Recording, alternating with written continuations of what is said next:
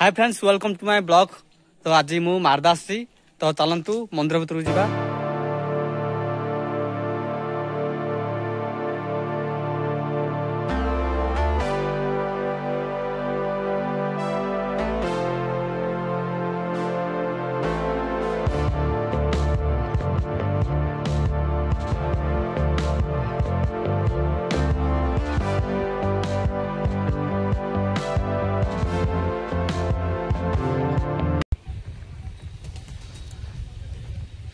एटा शिव मंदिर, एटा गरुड़ स्तंभ है। तो भितर मोबाइल एलाउ ना, मु पूजारी पचारि तो एठू ही दर्शन कर दिंतु है।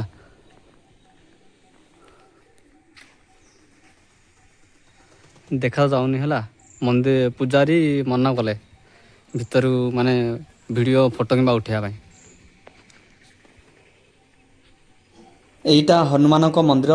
तो चलतु महावीर राम भक्त हनुमान दर्शन करवा।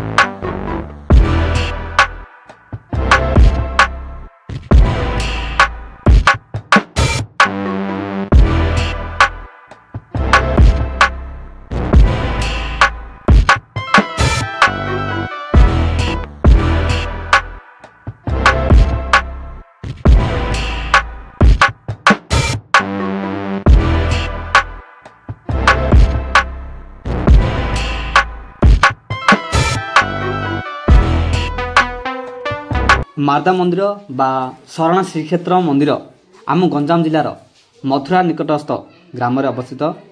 आपण माने जानछंती मारदा मंदिर को शरण श्रीक्षेत्र बोली कहीं कह जाए। आपण माने जानछंती एही मंदिर को केवल 45 दिन रे कंप्लीट करा जायतिला। एही मंदिर निर्माण रे आठगढ़ राजा महाराज हरिचंदन जगदेव 1733 मसीह मुसलमान आक्रमणकारी मानू पुरीर श्री जगन्नाथ बड़ भाई बलभद्र एवं भौणी सुभद्रा मूर्ति को सुरक्षित रखापी युद्ध समय पॉइंट टू बी नोटेड युद्ध समय मंदिर वास्तुकार माने आउ स्थानीय लोक माने दिन राति मथुरा निकटस्थ मारदारे एही मंदिर को केवल 45 दिन में कंप्लीट करा जायतिला।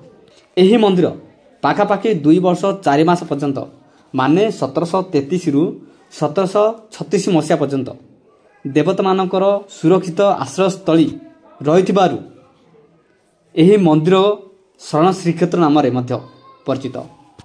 भगवानकर नीला ही किछि अलग, तांको रूप मधुर, तांको कथा मधुर, तांको नीला मधुर। ब्रह्मादेव स्वयं महादेव जहाँकर गुण रूपर वर्णना करि पारंती ना, भला आमे सामान्य मनीष कौन बा वर्णना करि परिबा। जो माने अन्य जिल्ला बिलंग करछंती गंजाम जिला छाड़ी से माने ଏହି ମନ୍ଦିରକୁ ଆସନ୍ତୁ, ଦର୍ଶନ କରନ୍ତୁ। ସାଇଡ଼ରେ ପାର୍କ ଅଛି, ବଡ଼ କେନାଲ ଅଛି, ବହୁତ ଗଭୀର କେନାଲ। ଏନ୍ଜୟ କରି ଯାଆନ୍ତୁ, ପିକନିକ୍ ପାଇଁ ବେଷ୍ଟ।